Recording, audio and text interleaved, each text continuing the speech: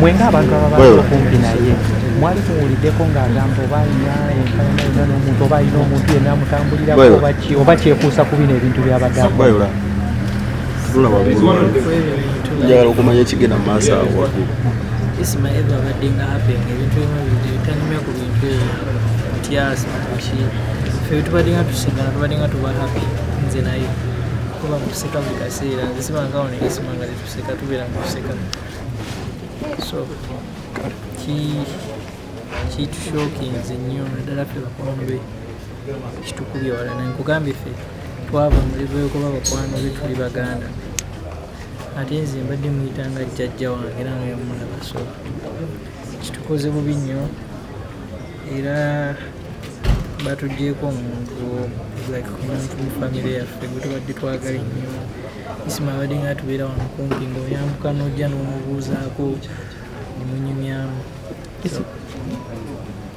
Isma nomwakoma mulaba ddi gwe nga ggwe wabadde okunyuma kumulaba nga samamulaba I think 3 weeks or 4 weeks back. Naye we always keep in touch twogera ku simu ate nga mukubira nomugamba Isma leero tugenda kola kikati nga naleero nabadde wali omukwano gwaffe mwira barista Timo abadde ava Dubai yabadde ayagala kututwala katinga kale bakit ekintu ekibadde nga kinyiga nga mukubira advices so kisoboka kwa Isma abantu bali bamwagala tunoleddwa nnyo kubanga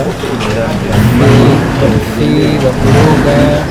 ffe babadde bamukola Isma ffe babadde baganda ate naye abadde so era tuliibwako ezintu abakuloga